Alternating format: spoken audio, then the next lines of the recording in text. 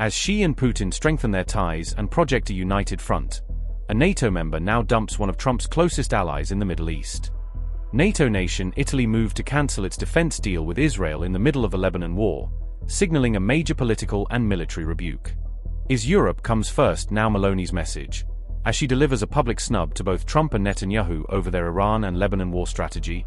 Is this another big blow to Bibi after Hezbollah's leadership rejected any US brokered deal, undercutting Washington's diplomatic push? You didn't ask me this, but the government, for example, taking into account the current situation we are experiencing, has decided to suspend the automatic renewal of the defense agreement with Israel. As Iranian allies Putin and Xi strengthen their ties on the world stage, a rift now appears to be growing within NATO itself. NATO member Italy on April 14 announced the suspension of its defense agreement with Israel.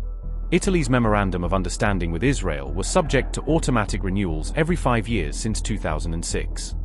The agreement was supposed to remain in place unless one of the parties formally withdrew from it. Our alignment is European and Western. I adhere to that position, which I also fully share.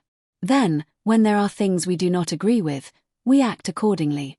You didn't ask me this, but the government, for example, taking into account the current situation we are experiencing, has decided to suspend the automatic renewal of the defense agreement with Israel. Notably, Meloni's right-wing government has until now been regarded as one of Israel's closest friends in Europe. However, the Italian government has recently criticized Israeli attacks on Lebanon in the past few weeks. This came as those attacks also affected Italian troops serving in Lebanon under UN mandate. Israel's foreign ministry publicly downplayed the significance of Meloni's announcement.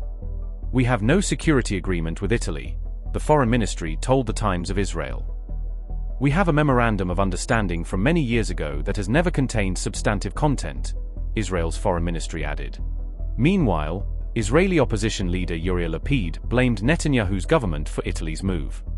"Rome's decision is an embarrassing failure due to the prime minister and the non-existent foreign minister," Lapid said.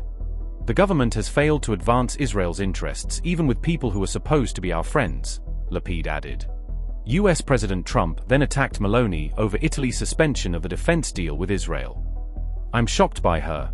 I thought she had courage, but I was wrong," Trump told Corriere. This came as Meloni also criticized Trump's recent remarks on Pope Leo. "What I said is what I think. Those statements, particularly regarding the pontiff, were unacceptable. I expressed, and continue to express, my solidarity with Pope Leo. I'll tell you more. Frankly, I would not feel at ease in a society where religious leaders do what political leaders tell them to do. Let's say, not in this part of the world. So, that is why I did not agree and I said it. The international situation is one that we must continue to address in order to move the peace negotiations forward, make every possible effort to stabilize the situation and reopen the Strait of Hormuz, which is crucial for us. Clearly not only for fuel, but also for fertilizers, another key factor for the sector we are discussing today." This unfolded as the American president on April 12 attacked Pope Leo XIV for his remarks on the Iran war. Donald Trump said, and I quote, "Pope Leo is weak on crime and terrible for foreign policy. He talks about fear of the Trump administration, but doesn't mention the fear that the Catholic Church and all other Christian organizations had during COVID when they were arresting priests, ministers, and everybody else for holding church services, even when going outside, and being 10 and even 20 feet apart. I like his brother Louis much better than I like him, because Louis is all mega. He gets it, and Leo doesn't. I don't want a pope who thinks it's okay for Iran to have a nuclear weapon. I don't want a pope who thinks it's terrible that America attacked Venezuela, a country that was sending massive amounts of drugs into the United States and, even worse, emptying their prisons, including murderers, drug dealers, and killers, into our country. And I don't want a pope who criticizes the President of the United States because I'm doing exactly what I was elected, in a landslide, to do, setting record low numbers in crime, and creating the greatest stock market in history. Leo should be thankful because, as everyone knows, he was a shocking surprise. He wasn't on any list to be pope, and was only put there by the church because he was an American, and they thought that would be the best way to deal with President Donald J. Trump. If I wasn't in the White House, Leo wouldn't be in the Vatican. Unfortunately, Leo's weak on crime, weak on nuclear weapons, does not sit well with me, nor does the fact that he meets with Obama sympathizers like David Axelrod. a loser from the left who is one of those who wanted churchgoers and clerics to be arrested. Leo should get his act together as Pope, use common sense, stop catering to the radical left, and focus on being a great Pope, not a politician. It's hurting him very badly, and more importantly, it's hurting the Catholic Church." Unquote. Earlier, Italy had rejected a US demand to use a base in Sicily to launch attacks on Iran. This rift in NATO comes as Iranian allies Russia and China continue to deepen their bilateral ties. Russian Foreign Minister Lavrov met his Chinese counterpart Wang Yi in Beijing on April 14th. During the meeting, Sergei Lavrov lambasted the United States for trying to contain both Moscow and Beijing. My dear friend, I'm happy to welcome you here in this visit to Beijing. Our previous meeting was held last year, when we have always been in close strategic contact and constantly uphold diplomatic ties. In recent time, we're seeing increased international turbulence, unilateral hegemonic actions, and a dramatic shift in global governance. We're seeing humanity facing serious challenges. Xi Jinping and Vladimir Putin have guided Russian-Chinese relations confidently forward despite everything, and our multifaceted cooperation has only become stronger despite the various challenges that currently exist. Our mutual support in the international arena is showing to the entire world what a responsible forward could look like.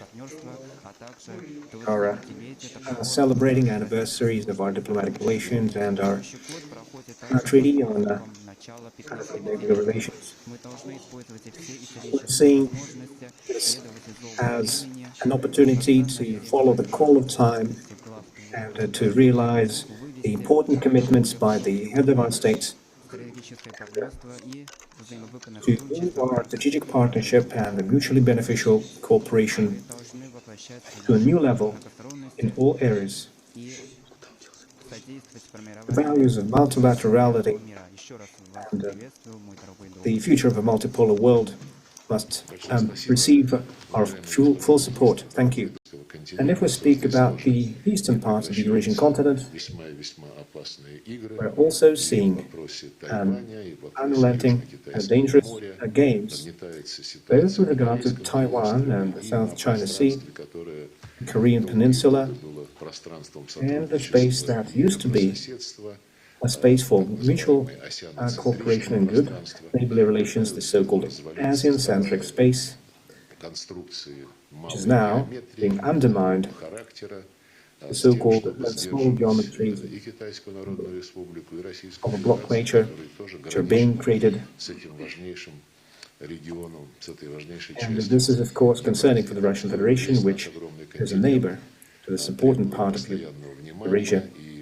Our continent needs close attention and care, and I believe we will have opportunities to discuss our joint steps in line with the initiatives proposed by the President of the People's Republic of China on global security and other issues, and initiatives proposed by President Putin relating to the shaping of a common Eurasian security architecture.